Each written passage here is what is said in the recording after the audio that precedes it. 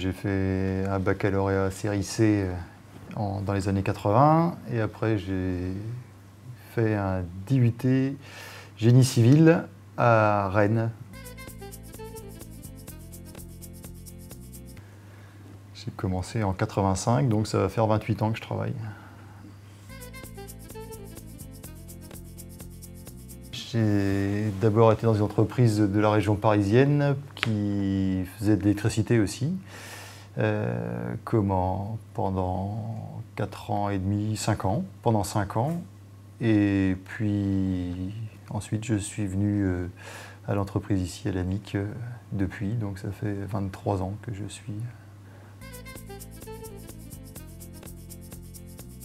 Le fait de travailler dans le bâtiment, donc dans la construction de bâtiments, c'est un choix que j'avais fait il y a tout petit déjà. C'est ce qui m'intéressait dans la vie, c'était de construire des maisons et des bâtiments. Et donc j'ai fait une formation de génie civil. Par contre, quand je suis sorti de l'école, je n'ai pas trouvé de boulot dans la région déjà. Je ne travaillais pas dans la région, j'étais obligé de partir sur la région parisienne et il n'y avait pas beaucoup de boulot. Donc je me suis retrouvé dans une entreprise d'électricité qui cherchait des gens du bâtiment, qui avaient des formations de bâtiment pour devenir électricien, pour faire des conducteurs de travaux en électricité. Donc j'ai intégré cette entreprise et puis ça m'a plu finalement, l'électricité c'était assez intéressant parce qu'on travaillait du début à la fin de la construction. Et du coup, je suis resté sur cette entreprise pendant 5 ans. Et puis, une fois que j'y étais, à un moment donné, on a décidé de quitter la région parisienne. Et puis, on a cherché du travail plutôt sur le secteur ouest. Et voilà, je me suis retrouvé donc, dans cette entreprise qui cherchait un conducteur de travaux. Donc, le profil correspondait, tout correspondait. Donc je suis resté là. C'est conducteur de travaux en électricité, du bâtiment. Alors il m'a fallu, après les études, j'ai travaillé un petit peu pour me faire un peu de santé financière parce que j'ai pas beaucoup d'argent. Donc j'ai travaillé un petit peu des boulots à droite à gauche avant de partir au service national, qui était obligatoire à l'époque.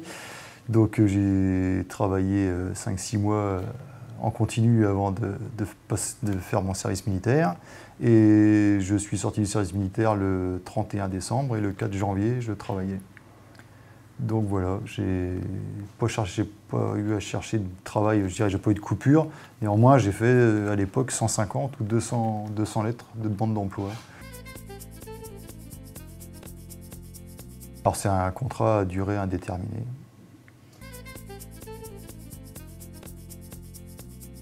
Les horaires, c'est 8h, midi et quart, 13h45, 17h30.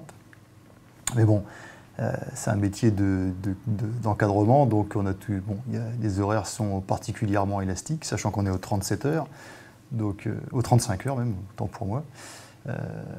Et donc on a des jours de RTT, et on a une grande souplesse. Moi j'ai une grande souplesse sur mes horaires, en fait, dans la mesure où si j'ai des rendez-vous ou si j'ai des besoins, je m'organise évidemment en prévenant la direction.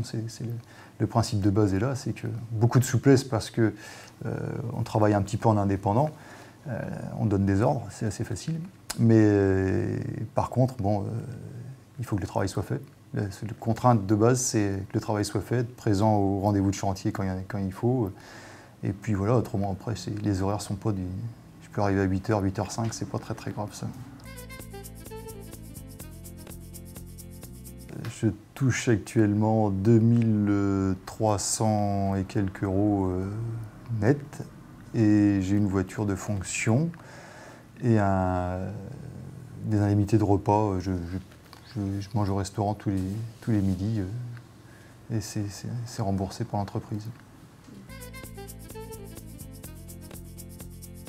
En termes de hiérarchie, il y a un directeur au-dessus de moi qui gère l'entreprise, c'est son entreprise en son nom personnel. Et on est 4 conducteurs de travaux sur l'entreprise. et nous gérons à peu près 20-22 employés ouvriers sur le terrain.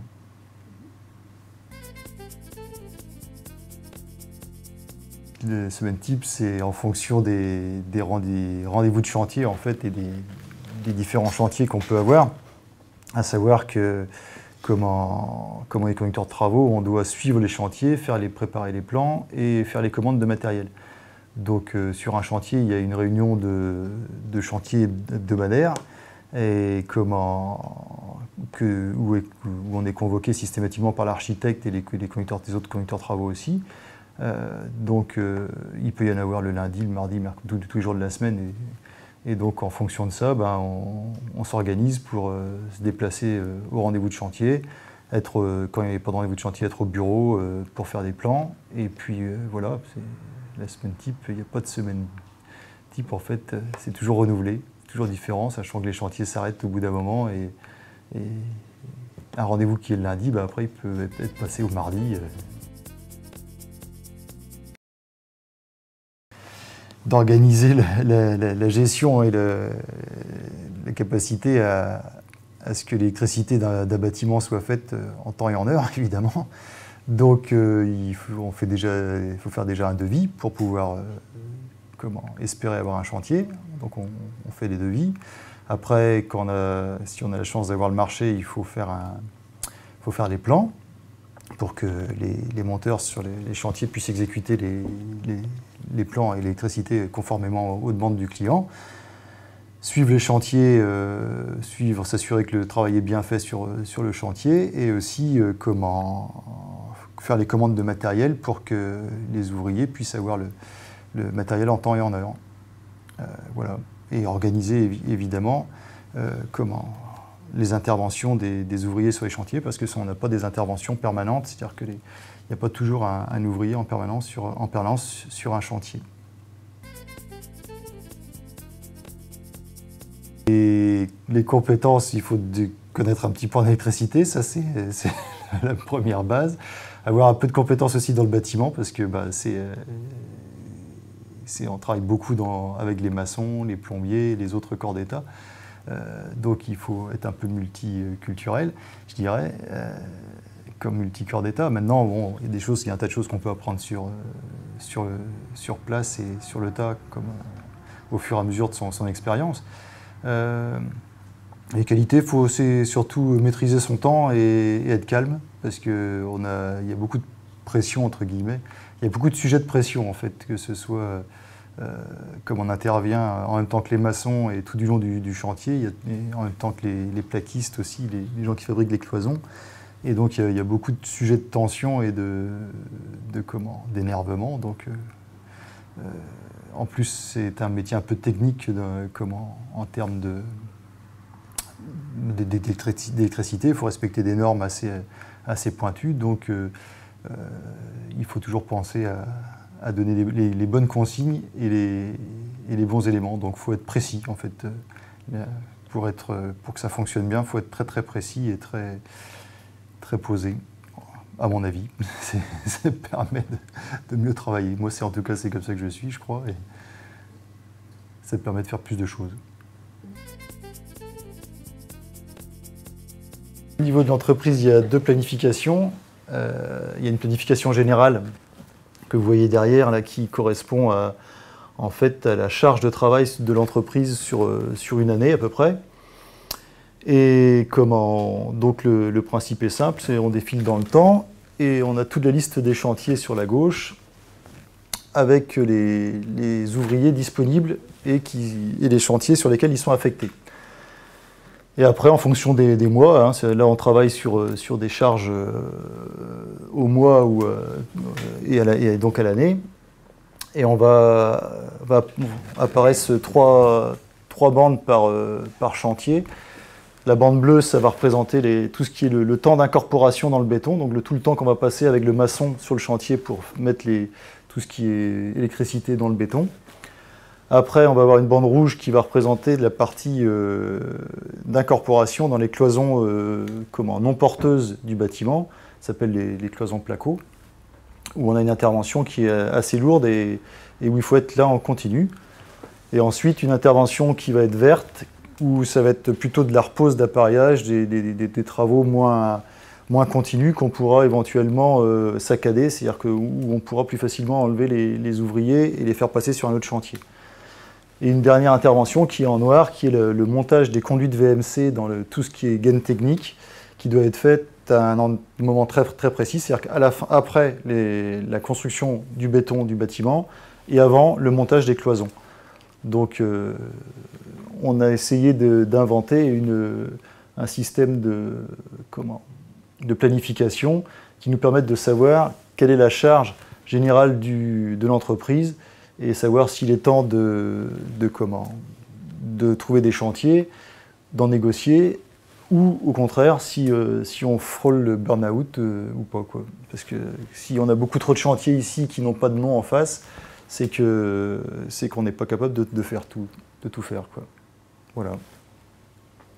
Donc c'est un planning assez schématique, assez simple, mais qui nous permet d'avoir une vision un petit peu globale, quoi. Sinon, on a un deuxième planning qui est là, qui est différent, qui est plus précis, qui va correspondre à la fabrication des pieuvres, c'est-à-dire que ce sont tout le tubage et la filerie qui va être incorporé directement dans le béton, en même temps que le maçon. Donc là, on va travailler sur un temps beaucoup plus court, on travaille sur 5 semaines, avec une planification à la journée pour le travail de l'atelier, parce que les pieuvres sont faites dans nos ateliers derrière. Et donc, il faut planifier pour les 2 ouvriers qui fabriquent les pieuvres, en fonction des demandes de chaque chantier, la fabrication de pieuvres. Donc là, on voit que le planning est préparé pour 2 ou 3 semaines. C'est une période de charge un peu creuse chez nous, parce que on est en démarrage de chantier, il y a plusieurs chantiers. Tous ces chantiers-là sont des chantiers actifs. Donc on voit toute la liste pareil, dans le même esprit, c'est la liste des chantiers actifs. Mais on voit qu'il y a des chantiers qui n'ont pour l'instant encore pas d'activité parce qu'ils sont en démarrage, ou certains qui sont en finition, en fin d'incorporation de béton, donc il y a moins de prévisions. Voire même certains qui sont carrément finis avec le stock de pieuvres qui se trouve ici. Et donc c'est un planning qu'on fait évoluer tous les 2 ou 3 semaines en fonction de la charge et des besoins, quoi. Des difficultés, oui et non. En fait, on est amené de force à s'en occuper. Et comme de toute façon, l'entreprise n'a pas une dimension suffisante pour avoir un planificateur spécifique qui serait pris à temps plein pour tout préparer, la planification, on a inventé, je dirais, un petit mélange où chacun peut intervenir, les 4 conducteurs travaux peuvent intervenir sur la planification pour que ça fonctionne. Bon, évidemment, c'est moi qui gère un peu plus, parce qu'il faut toujours qu'il y ait quelqu'un qui soit un petit peu, je dirais, plus le chef, entre guillemets. Donc c'est un peu moi qui m'occupe de la planification, que ce soit celle-ci ou l'autre, qui la gère, mais bon, parce que je suis plus en relation avec le directeur sur cette partie-là, quoi. Mais non, il n'y en a pas de formation spécifique, aucun de nous, en planification. Par contre, effectivement, ça s'apprend sur le tas. Et c'est difficile parce qu'on n'a pas toujours les bons éléments et les bonnes méthodes. Voilà. On gère aussi, entre autres, les ouvriers sur les... Bon, ça c'est la planification des pieuvres, mais il faut aussi gérer les ouvriers qui peuvent passer d'un chantier à l'autre. Alors quand c'est dans son propre... Moi j'ai à peu près une dizaine de chantiers. Quand c'est dans mes propres chantiers, je me débrouille à ce que les ouvriers passent d'un chantier à l'autre, je le gère moi-même. Mais il faut qu'on le gère aussi. Des fois, il faut que je prenne un monteur d'un de mes collègues, et un collègue a besoin d'un monteur, donc c'est moi qui lui prête, donc on a aussi ça à gérer. Mais ça se fait que par oral, quoi. On se le fait en direct, entre conducteurs de travaux, avec évidemment contrôle par le directeur, pour savoir si on ne fait pas n'importe quoi. Il faut toujours un chef. Oui, c'est vrai que bon, nous, on n'a pas vraiment de la planification, on ne fait pas que ça, quoi. Moi, nous, ça nous prend... le planning, c'est à peu près un petit quart d'heure même pas 10 minutes par jour, et encore. Et puis ce grand planning, c'est tous les 3-4 mois, ça nous prend une demi-journée, quoi, à peu près, quoi.